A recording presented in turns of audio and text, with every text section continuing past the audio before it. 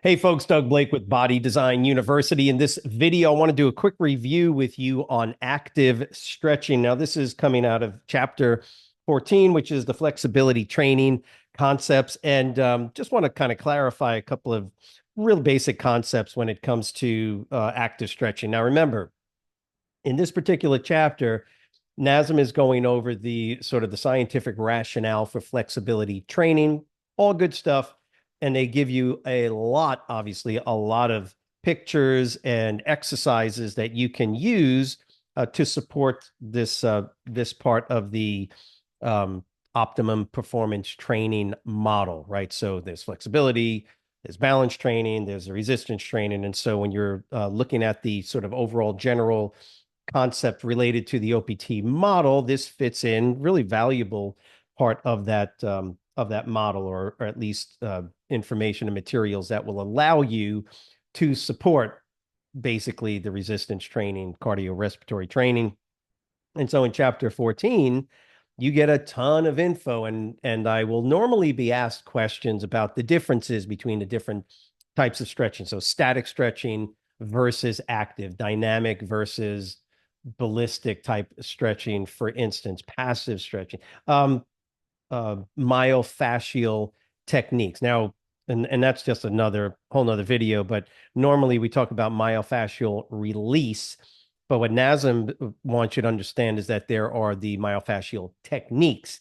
And so no issues with the differentiation between those concepts. But again, that's what this chapter is helping you to understand. And I again often get questions related to what's the difference, how should I use them in the real world. Now, again, in this video, I just want to explain it to you from the perspective of how you'd be answering questions on the exam. If you do, by the way, want to know more about actual real world applications of this, NASM gives them to you, of course, but if you want me to do a video on it, just let me know in the comments section. When you get to page 456, that's where static stretching starts. And I don't think it's any challenge to understand the concept of static stretching. They give you the definition, the ability to experience the physical sensations of stretching. This is stretch tolerance to reduce the discomfort felt at the end range of motion. Remember, static stretch, all these stretching modalities really are done for, well, I shouldn't say just one, but the main reason is to sort of offset the issues related to overactive, underactive muscles. Remember, they've already explained this to you. If a muscle is overactive, that means it's the neural drive or the neurological stimulus to that particular muscle is higher, right, than it technically should be. And so the muscle tends to kind of shorten or at least exhibit higher levels of tension, even if it does not, shorten relatively that much. But it has a higher tension sort of grade to it that makes it tighten up a little bit. And if it does start to tug a little bit on the bone that it inserts into, that then creates this sort of counteractive component of underactive. And so the antagonistic muscle starts to lengthen. Now, again, we use this, we use this terminology, shortened and lengthened, and we could lose perspective. The amount of shortening or lengthening of agonist and antagonistic muscles that are under inconsistent neurological stimulus is generally not that much. Depends on the muscle, of course, or the groupings of muscles that we're talking about. But we're talking about very slight, in most cases, differences in lengths, normal physiological length versus a shortened length. The real issue is that this increased neurological stimuli going to the overactive muscle, it's what it does to the underactive muscle, that is its antagonist or related muscles that are antagonistic to it. And this is where you start to feel the pain and discomfort of this sort of maladaptation between the agonist and antagonist. So, don't think that it's the hamstrings like shortening by 5 inches or whatever the case is. It's not. The fact of the matter is that tight hip flexors will shorten, a couple of millimeters in some cases. But again, it's the higher degree of tension consistently that can become painful and all that. And then the gluteal, the hip extensors, for instance, like the gluteal group, particularly the gluteus maximus, they're not going to lengthen by 10 inches. I mean, that's ridiculous. No, they'll lengthen a little bit, but it's the fact that they go through this more relaxed um, sort of scenario that they're now in due to in this case, the hip flexors being overactive. So go back and you can review it, because if you review the whole concept of overactive, underactive muscles, it starts to make sense now why stretching is so critically important. And at the end of the day, you stretch overactive muscles in general, and then combine that with the strengthening of the underactive muscles. And hopefully over time and being consistent with it, you can sort of rebalance the neurological uh, output that's going to the different groups of muscles. So, but again, static stretching on 450, 457. I think I said 456 before, but 457. And they give you a bunch of exercises you can do. Remember, it's not just the exercise, it's the technique. And then we get to what folks constantly ask me about, which is active stretching and how exactly should you do it. And so and I'm just reading from page 465, the process of using agonists and synergists, by the way. I'm pretty sure, yeah, there it is. On page 466, it's the same definition. Type of stretching that uses agonists and synergists to dynamically move the joint into a range of motion. Includes holding a stretched position for 1 to 2 seconds and repeating for 5 to 10 reps. So the point of active stretching is to first decide what muscle you're trying to stretch, or which muscle you're going to stretch. And we'll just use the hamstrings because that's what they use. They talk about it. It's just easy to kind of visualize in your mind a supine hamstring stretch. Remember, the hamstrings flex the knee and extend the hip. So that's their concentric movements, right? So when the hamstrings concentrically contract, they flex the knee and extend the hip. So the idea then with any type of stretching is to understand that, well, what is the opposite of those movements? Because that's how the muscle is going to lengthen, right? So we stretch the hamstring by doing what? Extending the knee and flexing the hip, right? If the muscle shortens by those two actions, in this case, the hamstring, we want to stretch the hamstring, it shortens with these two kinesiological actions, right? Knee flexion, hip extension. Well, you got to do the opposite shortening to lengthen it. Now, we're not talking about an eccentric contraction, right? We're not talking about the contraction on this muscle that we're stretching. We're talking about essentially passively lengthening it. The goal is not to do a eccentric contraction, because remember, the eccentric contraction is when the muscle lengthens under tension. That's not what we're doing here when we talk about flexibility and stretching, flexibility training and stretching. We're talking about essentially kind of relaxing the muscle and lengthening it. And so active stretching is utilizing this concept of reciprocal inhibition. And so the way NASM explains it is that you're going to use the agonists and its synergistic muscles, right, to lengthen the target muscle. Now, I will say, just as an aside, normally the way I've always done it over the years to explain this is a little bit different than this. And that's why it might be a little bit easier to understand. But remember, from the perspective of testing, you got to know their material. The way I've always explained it is that the target muscle that you want to stretch, for instance, the hamstrings, right? That is the agonist. That is the muscle, the target muscle. What NASM says is, no, that's the target muscle. Let's talk about the muscle that is required to lengthen the muscle. And this is where, there could be some confusion. The overall outcome is the same. The explanation is a little different. So essentially what NASM is saying is that the quadriceps, now again, target muscle is the one you want to stretch. And in this case, we'll use the hamstrings and we'll go by their explanation. So if the hamstrings is the target muscle to stretch, then just forget about it for a second. We now want to look at that muscle, right? That is antagonistic to the hamstrings, which is the quadricep. Remember, the quadricep essentially does the exact opposite of what the hamstring does kinesiologically. It extends the knee, the hamstrings flex the knee, right? So when we talk about active stretching, you have to pick the muscle and then look for its opposite, antagonistic, or its kinesiologically opposite muscle, right? Muscle action. So again, so you got the hamstrings and the quads, right? They do the exact opposite of right at the knee joint, just as a for instance.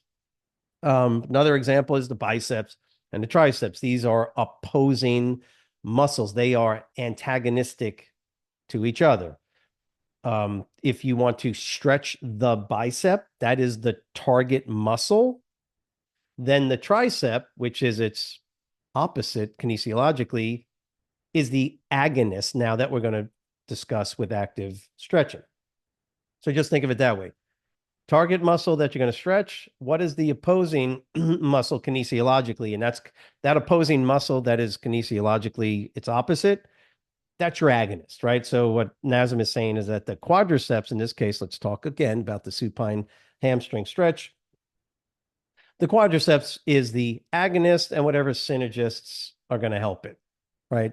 Generally, in this case, because the hamstrings, which is the target muscle, because it is a double joint, works over two joints, the hip and the knee, you could say that the quadriceps and the hip flexors, so the piriformis and the psoas muscle, or the iliopsoas complex, the iliacus, the psoas complex, right? Those are your hip flexors. Those muscles become sort of the synergist, if you want to think of it like that. So that's what they're saying for the most part. So the agonist and a synergist is the muscle that's going to shorten, right, and contract to provide this reciprocal inhibition or reciprocal inhibitory response to the stretching muscle or target muscle that needs to be stretched. Hope that makes sense. Hamstrings, I want to stretch the hamstrings. What do I got to do? What's the opposing muscle to the hamstrings kinesiologically? It's the quadricep at the knee. It's the quadricep at the hips because they are hip extensors. I got to look for those muscles that are hip flexors, right? So I'm going to use the hip flexors and the quadriceps collectively, kind of tense them, right? Tighten them up a little bit. And that should apply the necessary reciprocal inhibitory response to the hamstrings, so that not only do I have the hamstrings relaxing to release movement at the knee, I also have this relaxation of the hamstring complex to kind of relax and release and provide increased extension at the hip. So that's the way we do this. And so what NASM will basically say is active suit, then I'm just going to read it for you, page 466. It's a good example is the supine hamstring stretch. The quadriceps extend the knee. There's your agonist muscle is what they're saying. This enhances the stretch of the hamstrings in two ways. First, it increases the length of the hamstring, right? Because as I extend my knee, it lengthens the hamstring. Second, the contraction of the quadriceps, hence the reason they call it the agonist, causes reciprocal inhibition, decreased neural drive, muscle spindle activation of the hamstring complex. You know that because you read it earlier on in the textbook. Okay, which allows it to elongate a little bit further. Active stretches are suggested for pre-activity one, blah, blah, blah. Now, here's the key difference between the static stretching and the active stretching. Static stretching, because you're moving it into a lengthened position, static stretching needs to be held for up to 30 seconds in order for the Golgi tendons to activate essentially reduction in neural drive to the muscle spindle fibers. We call that autogenic inhibition. Remember, reciprocal inhibition, two muscles working antagonistically, right? Two muscles, reciprocal, autogenic, one muscle. Hope that makes sense. Okay, that should help you with that part of it.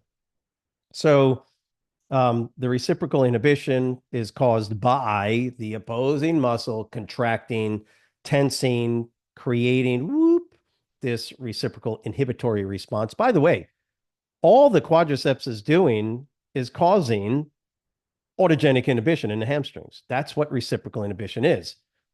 Reciprocal inhibition is simply autogenic inhibition that's been initiated by the opposite muscle by contracting it. If I flex my bicep, my tricep relaxes. It has to. Otherwise, you'll never be able to move your arm. Okay. So this antagonistic muscles talk to each other. Okay.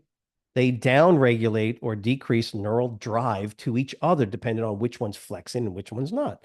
When I do a push down on a tricep push down on the machine, on the cable machine, when I push down this way, boop, the tricep tells the bicep, relax, and then autogenic inhibition occurs. So the complex itself is called reciprocal inhibition, but it's autogenic inhibition because it's just the Golgi tendon organs switching on and telling the muscle spindle fibers in the same muscle to deactivate, so to speak. So that's all this is. And that's why active stretching is really very effective because it can be done in a very short period of time. So if I flex, in this case, if I flex my quads, if I extend my knee and flex the quads, 1, 2, I get a neurological decreased neural drive or neurological input to the hamstrings for 1, 2 seconds. Boom. And then you release it and you flex the knee again. And then you do it again. And every time you do this, you'll sort of get this sort of diminished neural drive input that actually increases over time, over the number of repetitions you're doing. And so the hamstrings ultimately will relax a little bit more and a little bit more. Now they're saying do 5 to 10 quote repetitions, but basically all you're doing is you're stretching the muscle, you pull it, flex the muscle, the opposing muscle. Let's just say I'm trying to stretch my triceps, flex my bicep, 1, 2, go back, 1, 2, go back. I hope you get this. Hope this is making sense. Hold it for 1, 2. There is a neurological down regulation to the tricep. It relaxes a little bit, but I got to flex my bicep. And then I relax it and I do it again. And every time I contract my bicep or I contract my quadricep, that reciprocal inhibitory response kind of builds up a little bit more each time you do it. And yeah, it only takes, I don't know, probably takes as long as a static passive type stretching. But it's actually, in what I have found, it's actually a lot more effective when it comes to doing it before your training session, because the total diminishing of neurological input to that muscle, like to the hamstrings, it's not that much. Whereas if I sit there and I stretch and I hold the hamstrings in this elongated stretch, that neurological downregulation could actually relax the hamstrings significantly.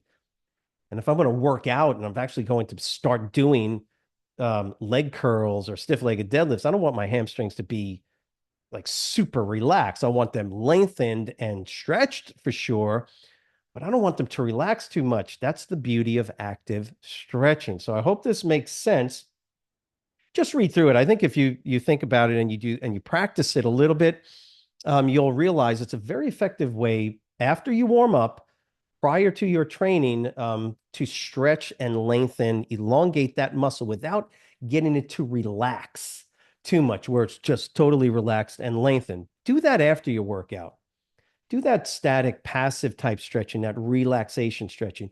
Do it after the workout when you're not going to be putting the muscles under high levels of tension, right? Like you're going to do if you did the active stretching. So if you got any questions on this, let me know in the comment section. Remember, this is chapter 14, just that active stretching part. Remember, from a testing perspective, you really need to know the differences and you need to know those numbers. Passive, sort of static passive type stretching, up to 30 seconds, right? Active stretching, 2 seconds, 1 to 2 seconds, but do it 5 times, up to 10 times is what they say. And that should help you from that perspective. Remember to subscribe to our channel. Please share it if you want. Give us a thumbs up. And if you understood it, by the way, write understand in the comment section and let us know how we can help and assist you. Remember, we want to help you to pass this NASM exam, and just let us know we can be of assistance to do that. Have a great week. We'll see you next week. Bye.